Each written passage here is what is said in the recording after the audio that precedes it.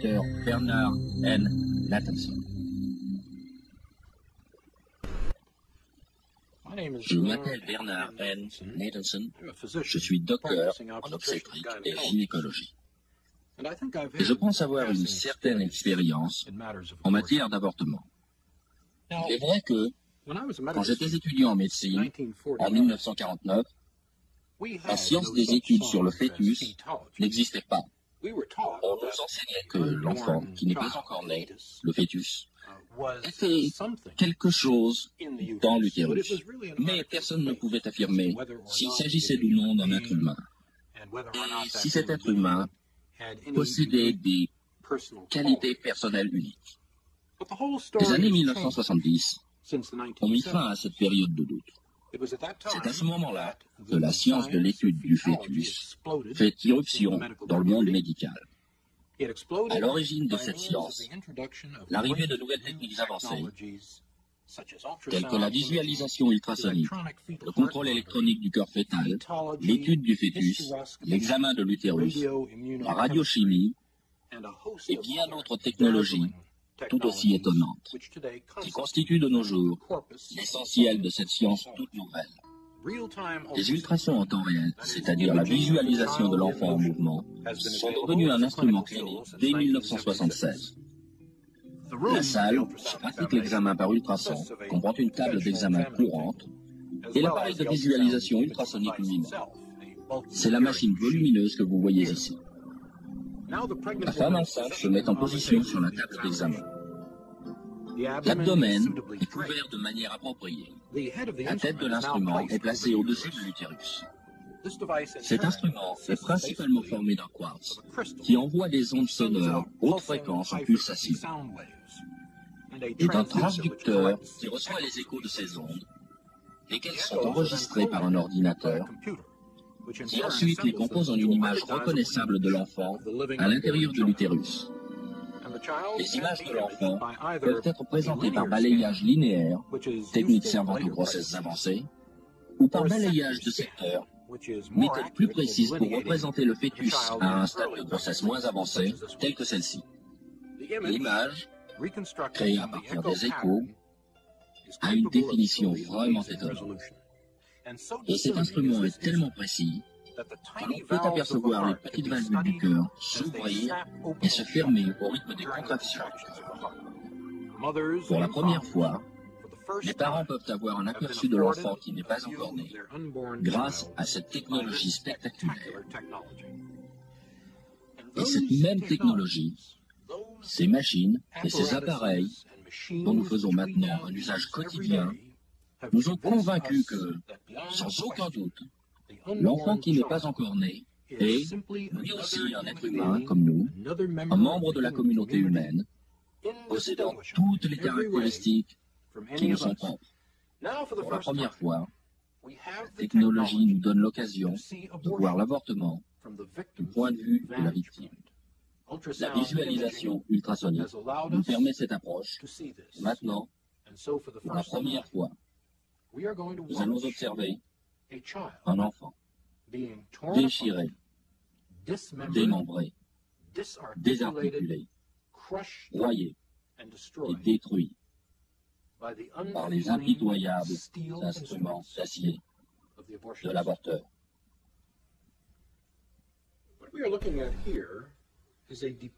Nous pouvons observer ici le développement de cet enfant depuis le tout début de la phase prénatale, depuis les tout premiers instants et jusqu'au dernier stade de cette phase. Voici l'enfant à 4 semaines, 8 semaines, 12 semaines, à 16 semaines, à 18 semaines, à 20 semaines et à 28 semaines. Vous pouvez voir qu'il ne se produit aucun changement frappant ou extraordinaire dans la forme ou dans la substance de cet enfant durant ce stade de croissance. Maintenant, ce petit être de 12 semaines est manifestement un être humain entièrement formé. Son cerveau émet des ondes depuis au moins 6 semaines, son cœur bat depuis peut-être 8 semaines, et toutes ces autres fonctions humaines sont absolument identiques aux nôtres. Ce livre, qui s'intitule Williams Obstetrics, 16e édition, écrite en 1980, est un manuel standard qui est utilisé dans toutes les écoles de médecine des États-Unis. La préface de ce livre, publié en 1980, nous éclaire. Heureusement, nous sommes maintenant à une époque où le fœtus peut être considéré et traité avec raison comme un second patient. Qui aurait pu rêver, il y a quelques années seulement, que nous pourrions, en tant que docteurs, nous mettre au service du fœtus?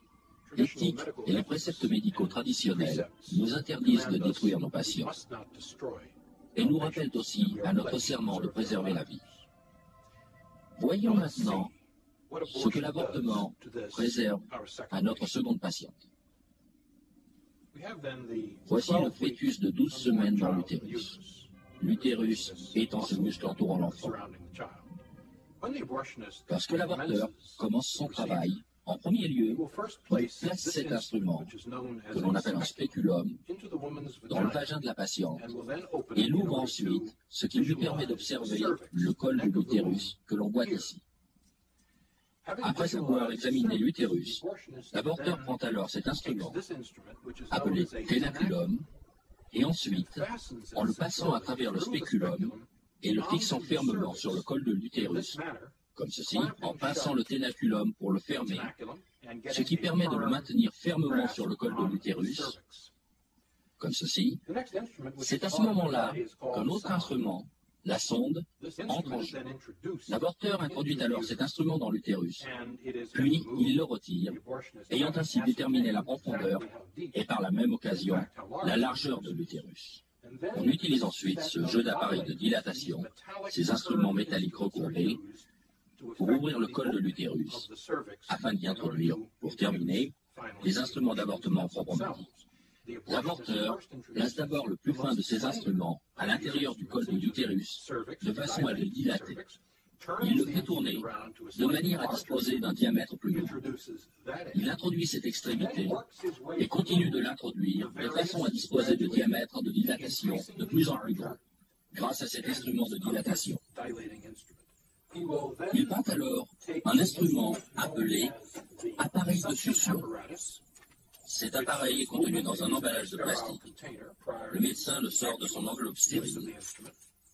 Elle insère jusque dans l'utérus, à travers le col dilaté, dans le but d'aller percer le sac qui entoure et protège l'enfant, permettant ainsi d'aspirer la totalité du liquide amniotique. L'instrument est alors en contact direct avec l'enfant, avec une pression d'environ 55 mm de mercure, qui est appliquée à l'un des instruments, auquel on a fixé un tuyau de succion long et épais, et qui est relié à la machine d'avortement, c'est-à-dire la machine qui se trouve de l'autre côté. La cuvette de succion commence alors à mettre l'enfant en morceaux. Le corps est mis en pièces.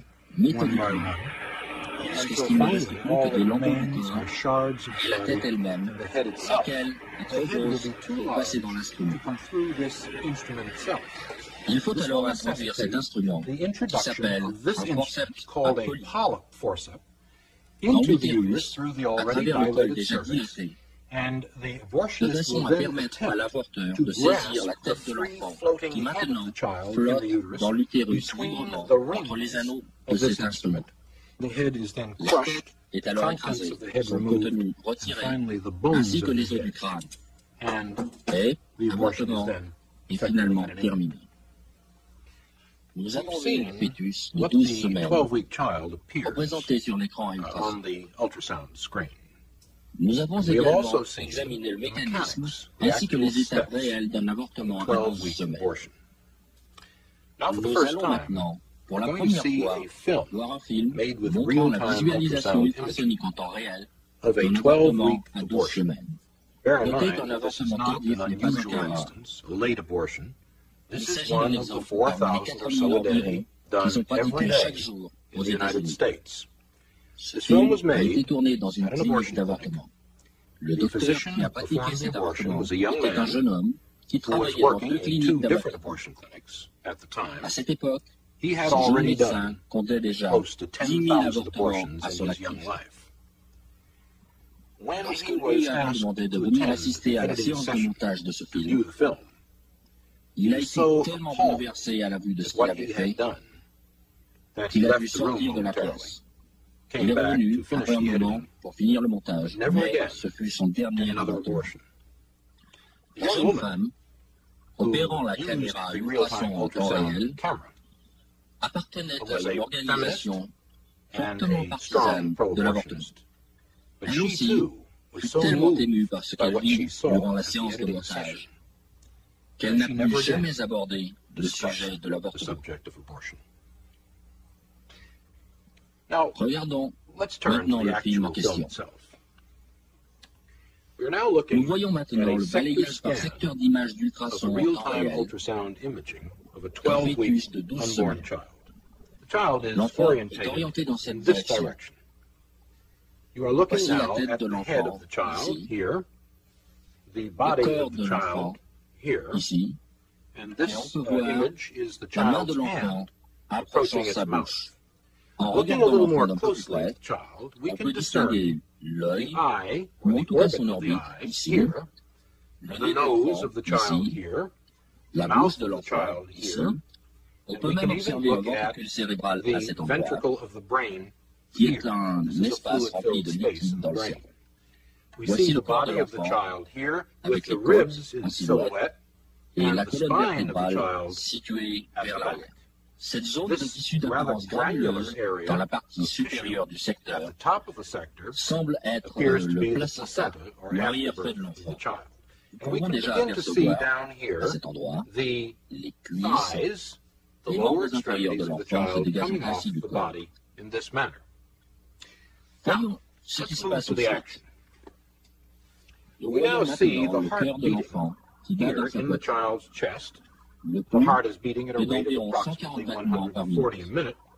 Comme vous le voyez, l'enfant se déplace sereinement dans l'utérus. Et on peut le voir de temps à autre changer de position.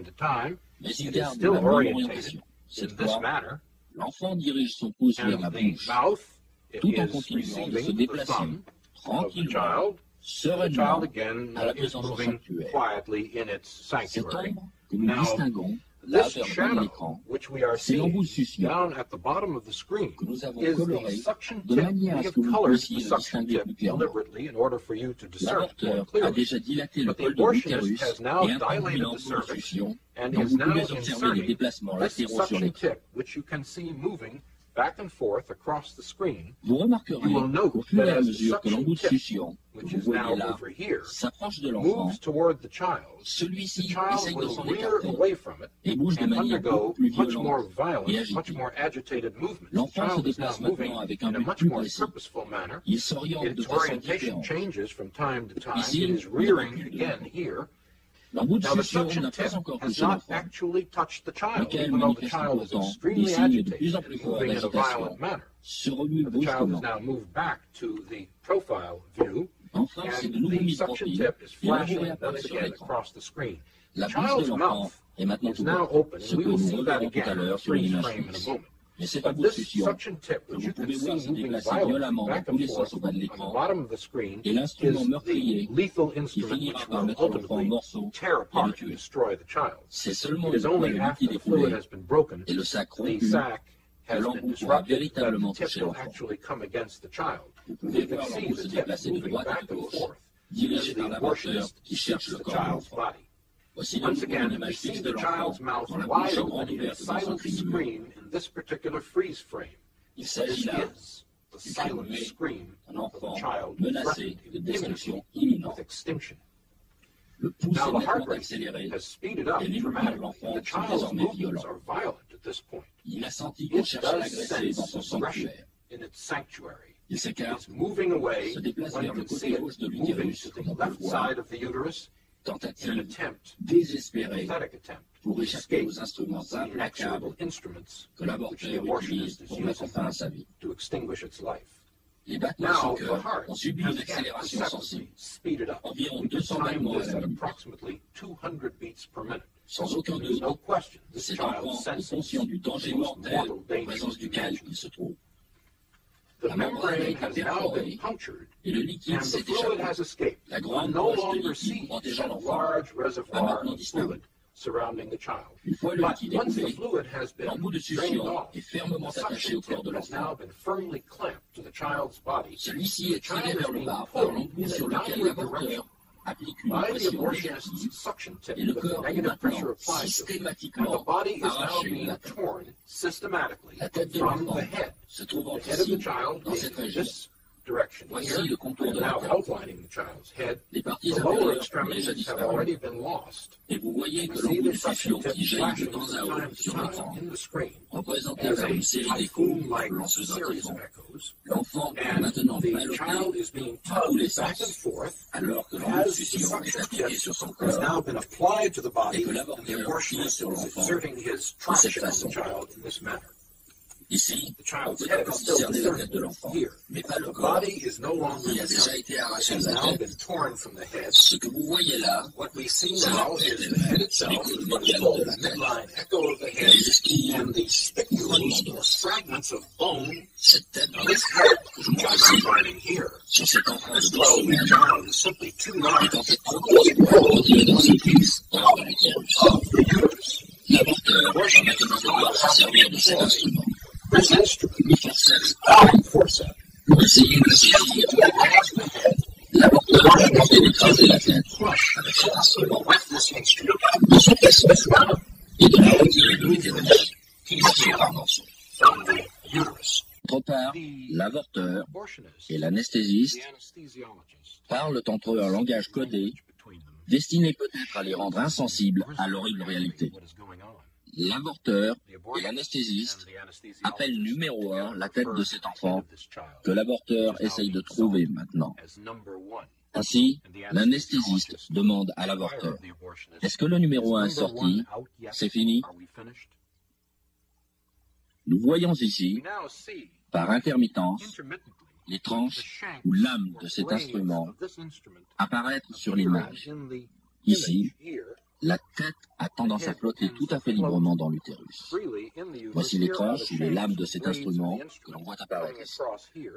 Le médecin a maintenant saisi la tête au moyen des forceps à polype et il la tire vers le bas en direction du col de l'utérus.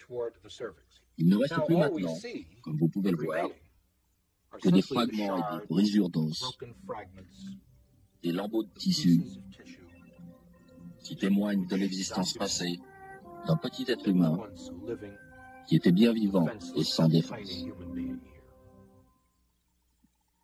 Pour se rendre compte de la place de l'avortement dans la société d'aujourd'hui, examinons quelques chiffres qui illustrent les faits des 20 dernières années. En se basant sur des données fiables, on comptait déjà, en 1963, bien avant que l'avortement ne soit légalisé par le tristement célèbre verdict de l'affaire Roe contre Wade, un nombre approximatif de 100 000 avortements illégaux pratiqués chaque année aux États-Unis, et très peu d'avortements légaux. En 1973, première année où l'arrêt Roe contre Wade a été appliqué dans ce pays, on comptait déjà 750 000 avortements pratiqués aux États-Unis. Et en 1983, dernière année pour laquelle nous possédons des statistiques complètes, on rapporte 1,5 million d'avortements. Considérons maintenant l'avortement en tant qu'industrie. L'année dernière, on a compté 1,5 million d'avortements dans ce pays. Le coût moyen d'un avortement étant de 300 à 400 $ par opération. Voici donc une industrie qui, dans notre pays, réalise environ 5 à 600 millions de dollars par année, ce qui la placerait parmi les 500 industries les plus riches du monde. 90% de cet argent va dans le portefeuille des médecins, et le reste dans celui des hommes d'affaires qui dirigent ces cliniques. Certaines enquêtes ont été récemment effectuées sur ces établissements. Les permis d'opérer ces cliniques s'achètent comme les concessions de chaînes de restaurants rapides de notre pays. Nous savons qu'il en existe des chaînes en Californie et dans toute la région du Sud-Ouest et même dans le Sud-Est des États-Unis. On peut maintenant prouver que ces cliniques d'avortement tombent de plus en plus souvent entre les mains de la mafia. et aussi du syndicat du crime sévissant aux États-Unis, et que cet argent, fruit de l'avortement, non seulement est taché du sang des innocentes victimes de l'avortement, mais circule impunément dans les mains criminelles de la mafia américaine. Les victimes de l'avortement, il faut s'en souvenir, ne sont pas seulement les enfants qui ne sont pas encore nés, mais les femmes, elles aussi, sont des victimes au même titre que les enfants avortés. On a toujours caché aux femmes la véritable identité de l'enfant qui n'est pas encore né. Personne, en fait, ne leur a montré la triste réalité de l'avortement. Un nombre sans cesse croissant de femmes, des centaines, des milliers, et même des dizaines de milliers, ont eu l'utérus perforé, infecté et détruit. Des femmes ont été stérilisées et castrées, toujours à la suite d'une opération sur laquelle elles n'étaient pas pleinement informées. Ce film, et les autres qui le suivront peut-être, doit être vu et assimilé par toute femme avant qu'elle ne donne son consentement et qu'elle ne se soumette à ce genre d'opération. J'accuse la Ligue d'action nationale des droits de l'avortement. J'accuse le planning familial et tous les autres conspirateurs de l'industrie de l'avortement d'un continuel complot du silence visant à cacher aux femmes la véritable nature de l'avortement. Et je défie tous ces avorteurs d'avoir l'honnêteté de montrer cette bande vidéo prise en temps réel ou toute bande analogue à toutes les femmes avant qu'elles ne prennent une décision. Vous savez, je suis bien placé pour parler d'avortement. En 1969, je fus l'un des fondateurs de la Ligue d'action nationale pour les droits de l'avortement. Pendant 2 ans, j'ai dirigé l'une des plus grandes cliniques d'avortement du monde occidental. Depuis, la science de l'étude du fœtus in utero a vu le jour. Elle nous a ouvert les yeux sur la nature de celui-ci. Et toutes ces études ont prouvé, sans l'ombre d'un doute, que l'enfant qui n'est pas encore né est un être humain qui n'est pas différent de nous. C'est un membre à part entière de notre société. Donc, la destruction d'un être humain vivant ne représente pas une solution à un problème principalement social. À mon avis, en être réduit à un tel acte de violence est la preuve que nos valeurs scientifiques et surtout morales sont menacées. Je peux difficilement croire que les Américains, qui ont envoyé des hommes sur la Lune, n'ont pas encore trouvé d'autre solution que la violence pour résoudre ce problème. Je pense qu'il est de notre devoir de consacrer sans plus attendre tous nos efforts, inlassablement, pour trouver une solution meilleure, une solution plus humaine, plus juste et plus charitable, qui tiendrait compte du droit de chacun de préserver la vie. C'est tout. Au nom de l'humanité, arrêtons.